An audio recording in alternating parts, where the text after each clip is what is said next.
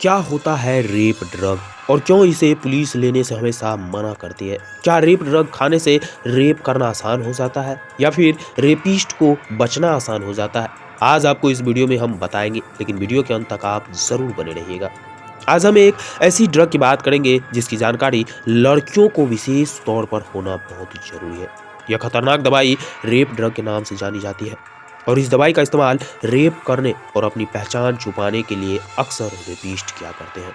चलिए जानते हैं कि आखिर रेप ड्रग कहा किसे जाता है। हम आपको बता दें कि फ्लूनिट्राजेपाम ड्रग को ही रेप ड्रग कहा जाता है और यह प्रारंभिक तौर पर इसका इस्तेमाल नींद और ऑपरेशन से पहले बेहोशी की दवा के रूप में किया जाता था। पर इस दवा की खास बात ये थी कि इसको लेने के बाद आपके साथ क्या हो रहा है कुछ भी पता नहीं चल पाता था, आपको याद ही नहीं रहता था। यह दवाई एक निश्चित समय के लिए हमारी मेमोरी को पूरी तरीके से खत्म कर देता था। एक तरह से कहें तो हम एक मरा हुआ इंसान रहते थे, बस हम एक डेड बॉडी के रूप में रहते थे कि हमारे साथ कौन क्या कर रहा है हमें कुछ भी मालूम नहीं होता था। इस दवाई को लेने के 15 मिनट बाद ही यह दवाई अपना असर दिखाना शुरू कर देती थी और इसका असर 1-2 घंटे नहीं बल्कि 6-6 घंटे तक रहता था। और इस दौरान आपके साथ क्या हुआ है आपको कुछ भी याद नहीं रहेगा, क्योंकि वह आपकी मेमोरी को समाप्त कर देता था। इसको लेने के बाद आपको कुछ याद नहीं रहता और दवाई के असर के दौरान आपके साथ कुछ भी होता है वह आप याद नहीं कर पाते।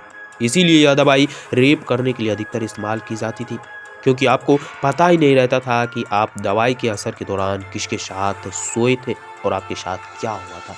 यह दवाई अधिकतर देशों में प्रतिबंधित है। अधिकतर विकसित जितने भी देश हैं वह अपने देश में इस दवाई को प्रतिबंधित कर दिया है और इसका इस्तेमाल सिर्फ स्पेशलिस्ट डॉक्टर्स द्वारा ही कुछ खास बीमारियों में किया जाता है और वो भी इसके लिए लाइसेंस लेते हैं। बिना लाइसेंस के वो इस ड्रग का इस्तेमाल नहीं कर सकते हैं। अगर किसी को भी संदेह है कि उसे रेप ड्रग दिया गया था तो इस दवाई के लेने के 72 घंटे के अंदर पेशाब की जांच करवानी पड़ती थी और यह दवाई पेशाब की जांच से पकड़ ली जाती थी कि हाँ सच में उस औरत या उस लड़की को रेप ड्रग दिया गया था और उसके साथ गलत काम किया गया था। और इस तरीके से रेप ड्रग का पता चल पाता था कि हाँ वो लड़की रेप ड्रग्स ली है या फिर नहीं। इस दवाई को खिलाना भी काफ़ी ज़्यादा आसान था और बहुत ही सिंपल था। यह दवाई पानी या फिर ड्रिंक में आसानी से घुल जाती थी और लोगों को स्वाद का फर्क भी नहीं पड़ता था, जिस कारण से लोग इसे आसानी से पी भी जाते थे और बस ये 15 मिनट बाद ही अपना कारनामा शुरू कर देती थी और 6 घंटे तक आपके यदि मेमोरी को समाप्त कर देता है तो शायद इसके साथ क्या क्या हो जाएगा कुछ भी मालूम नहीं रहता था। ऐसा बात नहीं है दोस्तों कि इस दवाई का प्रयोग केवल रेप करने के लिए ही किया जाता था। बड़े बड़े हॉस्पिटल और बड़े बड़े डॉक्टर्स अपने क्लिनिक में इसका प्रयोग करके बहुत सारे मरीजों से विभिन्न विभिन्न अंग भी निकाल लिया करता था, जिसके बाद कि उस पेशेंट को यह भी पता नहीं चल पाता था कि उसके शरीर में कौन सा अंग है या फिर नहीं। और इस तरीके से रेप ड्रग एक ही केवल रेपिस्ट के लिए नहीं काम आता था, बल्कि यह बहुत बड़ा बाजार था, एक डॉक्टर के लिए, एक फार्मासिस्ट के लिए और रेपिस्ट और अपराधी के लिए।